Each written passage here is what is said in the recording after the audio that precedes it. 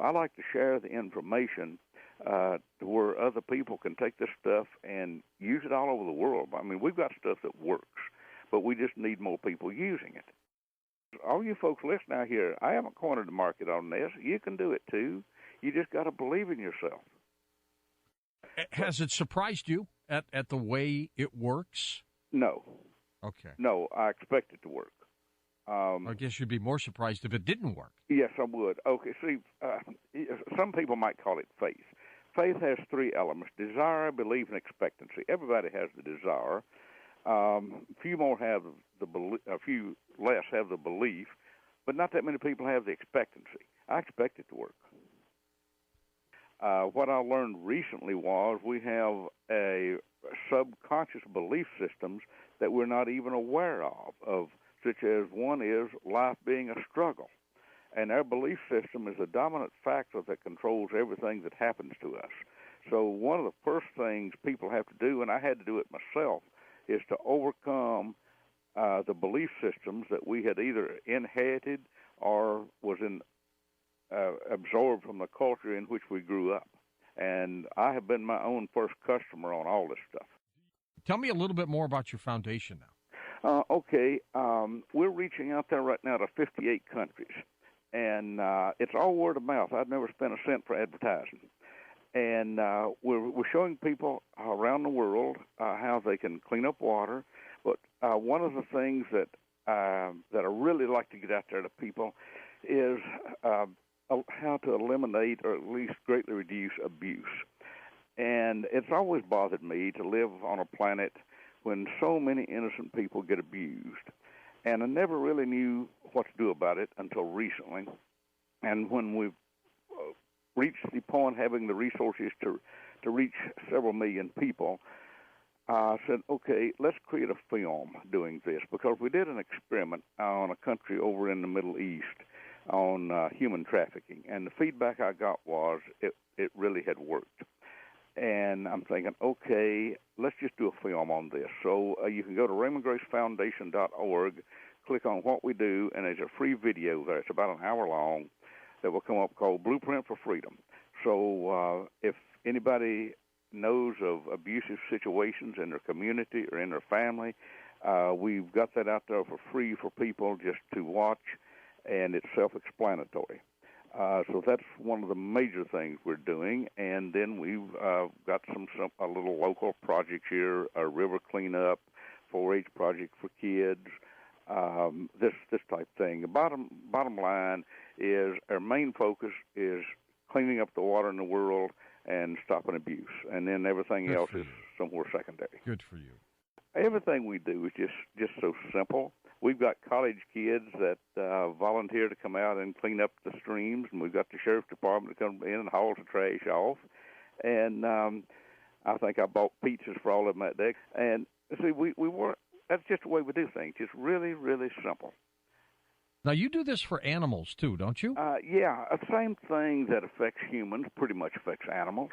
And the difference is, I don't work on a lot of animals, but the difference is the animal doesn't have a belief system you have to overcome. The animal doesn't know it won't work. No, it has no idea. But as far as an animal having love in its body, being happy, and a desire to live, I can't really tell any difference between animals and people on that.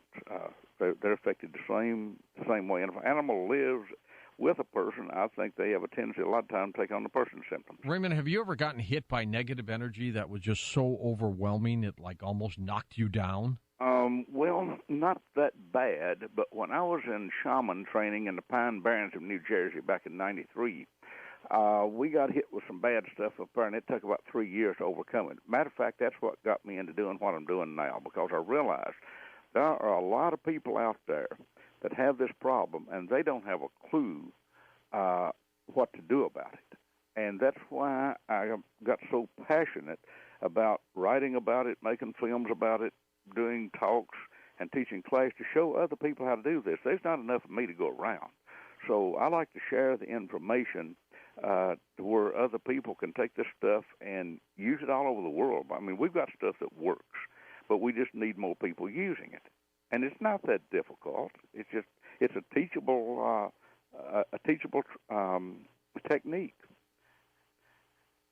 I have an old cabin way back up here in the mountains, and I went back in there one day, and the porch was about to fall down, and I'm thinking, I need a crew of about 3 people to come in here and straighten this mess up. But getting a crew of 3 people wasn't that easy.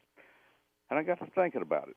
I invited in, and go ahead and laugh, I don't mind, a spiritual carpenter, and I did the whole thing myself in one afternoon. Now, tell me how that worked. I'm not really sure, but I'll tell you what I think. I think that there is an unlimited amount of help in the non-physical world that we can attract to us if we simply recognize it and request it. Oh, maybe so. This is nothing new now. There was a guy named Napoleon Hill who wrote a book called Think and Grow Rich. This was many years ago. He was an advisor to about 5 presidents, I believe. He was born right across the mountain from where I live back in 1883, and he had what he called a board of advisors. Well, I think his board of advisors and my spiritual helpers are all one and the same thing. Well, they may be. They may be indeed. Back in December, I noticed something I had not seen before, and I'm going to call it an energetic wave. Okay. That swept across the country, but not entirely across the country. It seemed to affect the more dense population centers, and the energy of cities, it will vary a lot, but let's just say for about 15 to 20,000 on the scale I use, and all at once I'm finding energy down below 200. And what tipped me off, my brother called one day. He is a photographer for a newspaper in Tennessee, and he said, we've had 3 suicide attempts in the last 25 minutes. And I think, okay, we got something wrong. So I started checking the energy of the town, and it had dropped down to about, like 150. That's down from something like 20,000, a major drop. Huge. Within the next few hours, I worked on 7 places across North America, and the reason I did it was because I had requests from people in these places. So I've got somebody on the phone, physically on location. Part of them are in California, some in New York, some in Toronto, Atlanta, various places. And these were all people that I knew. While on the phone with me, within less than a minute, they would feel a major energy shift. And now, what is this? I'm not sure about that. I have found it as far away as India. I found it last night in Hong Kong. I can't say what's causing it because I don't know. What I can say is an awful lot of the population of your listeners out there were affected by it. I measured the average energy of your listening audience tonight. Then I did the work, and I measured the energy again, and it went up dramatically, like probably 500%. That's huge, too. Now, the only reason to believe me is if we get some calls that people are feeling a shift out there. But I have not seen this fail. It's worked every time, but then again, I'm working with people that I know.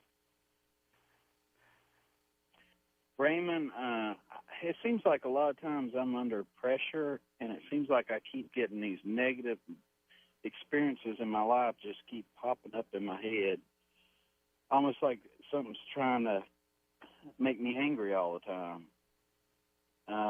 It's normally when I'm under pressure, and I was wondering, is there something I can do about that? Well, Dot, I got the same problem.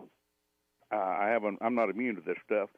My guess is it's really not mine and your stuff, because since the energy has increased, and in the last 15 years I've been measuring energy, it's increased 1,100% or 1,200%.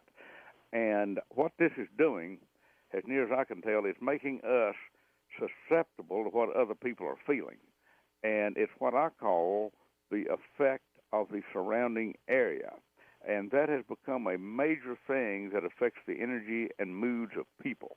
And the reason I know this is like the illustration I just gave. I'll have somebody on the phone neutralize negative effects of surrounding area, neutralize the negative effect of this low energy. That's just terminology that I use.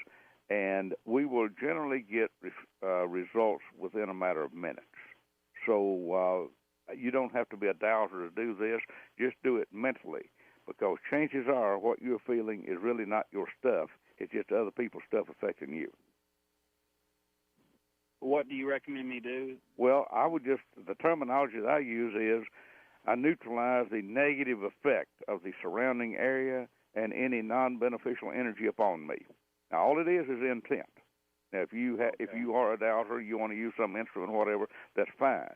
But if you're not there, you still have the power of intent. Yeah, George, I want to throw something else out here while we're waiting on another call. One of the things that folks can do, and I recommend doing it, is whenever it rains, since energy is impressed upon matter, and thoughts are energy and rain is matter, put the energy of peace and freedom into the rain. How do you do that? Just by intent. Okay. That's all. I was on a TV show one day, just a local show, and I made a statement that they wouldn't show. They cut it out, but I said, there's really no difference in prayer and dowsing. Both are focused intent to achieve a positive end result. And they said our audience can't handle that. Are there any places that are good sources of energy, whether that's around waterfalls or somewhere in nature where, you can sort of balance your energy better? Yeah. But here again, if you learn to dowse and use a dowsing chart and a pendulum and all that, you can measure the energy anywhere on planet Earth. I mean, I do this stuff every day, and it's a teachable skill. So that would be my best bet. But as far as waterfalls, the reason you feel good around waterfalls is they produce negative ions. Same thing with waves crashing into the beach or pine trees. And right now with the rain and snow as high as the energy is, I really think it's putting out the negative ions that would affect people. But the best way before you're going to move somewhere or go anywhere, you always check the energy. And a lot of times you can change it, especially like in the theater or ball game. And I'd like to elaborate a little bit on this because all right, please. One of my friends out in the Midwest wrote me back several months ago that he really wasn't feeling well that day. And he said, I haven't felt well since I went to my grandson's football game. I checked the energy of the ball field, and it was terrible.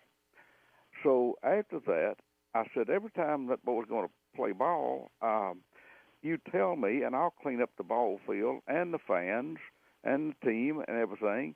And it's amazing how that changed. Also, his son is a referee in college games, so he started contacting me to work on the games before they were played, and the fans got along better. They didn't have to call the police like they had before. Just things changed.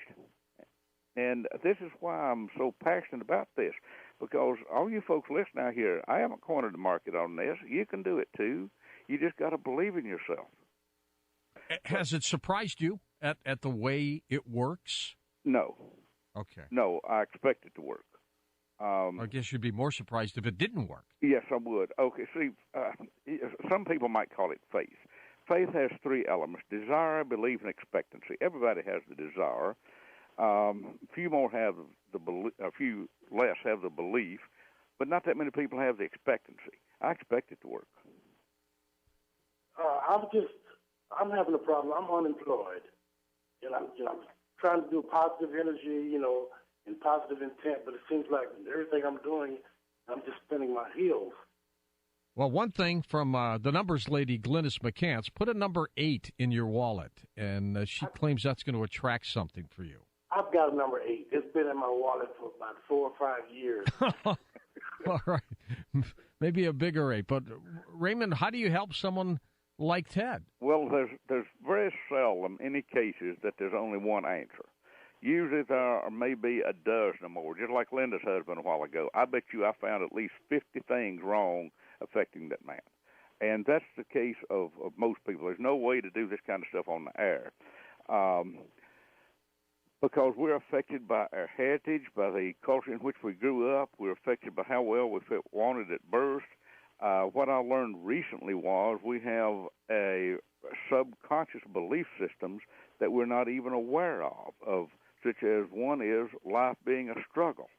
And our belief system is a dominant factor that controls everything that happens to us. So one of the first things people have to do, and I had to do it myself, is to overcome the belief systems that we had either inherited or was absorbed from the culture in which we grew up. And I have been my own first customer on all this stuff. Do you use the dowsing system to get information? Is that why you have it? Yes, sir. Okay. Generally speaking now, sometimes just in a conversation with someone, there will be a thought come to me, and I will say, hey, wait a minute, I never thought about that before. Maybe we better fix that. I did that 3 weeks ago. My brother called me one night, and we were talking. He said, there's something wrong with your voice. And I said, yeah, I know. He said, well, it's been that way since back before Christmas. I said, well, that's probably just kind of wintertime here, maybe a seasonal affective disorder where we don't get enough sunlight. And all at once I did a balancing on myself, and my voice changed instantly. Instantly? Yes, sir, instantly. Got a little group of emails in as Raymond was doing his experiments. Dr. Larry writes, thanks for having Raymond on tonight. Prior to the test, I filled 2 glasses with water. Our water usually has a sharp aftertaste. Not a bad taste, just nice, soft, and comforting. Now it's soothing and comforting. Kim writes, I don't know if this is a direct result of the experiment, but my intent was to accept the positive changes he was projecting. I've noticed my skin is suddenly incredibly soft everywhere. How about Andrea? I feel perfect love after this experiment. The water tastes so sweet. I can't believe it. It's Toronto tap water. And Catherine writes, I've contacted you before about smart meters. I have felt a sudden shift. The pain is gone. There you have it. Have cities called on you? No. The real truth is, George, most of those people, I think, are afraid to talk to me. Really? Yeah. Think you're in another world or what? Pardon? Do they think you're in another world? Probably. There was one state, and I'm not at liberty to mention which one, but a senator asked if I would clean up the state Senate. We got pretty good results on that, too. Well, that's something you should work in Washington. Well, no one there has invited me. Wow, we just have. Citizens. You really need someone physically on location to really have results. Why? Do they become the conduit for this? I would say that's a good way to describe it. Like I have a very nice letter from a Canadian Mountie thanking me for lowering crime rate in an Eskimo village. But we had someone there doing it. And this was another one I wanted to bring a while ago when you asked what our foundation did. I have a letter. Matter of fact, it's in one of our archive newsletters last June, I believe, if I remember correctly. And this was a school very close to your hometown. There were what they call referrals, and back when I was a kid, they called it getting sent to the office. Yeah. There was one particular school in 2010 that had over 1,200 referrals that year. The school principal was in my class, and I taught him how to do this and told him I'd help him out a little bit if he needed help. The next year, the referrals dropped from over 1,200 to a little over 200. Wow. Is there something consistent here that you see, Raymond, with everybody and their issues that this would work for? I don't know of anything that is consistent is going to work for everybody. And I'll tell you something else, Okay. George. And this, I don't know how the audience is going to take this, but it's just what is. There was a greater shift on around December 21st than what I realized, and I only learned it the following week.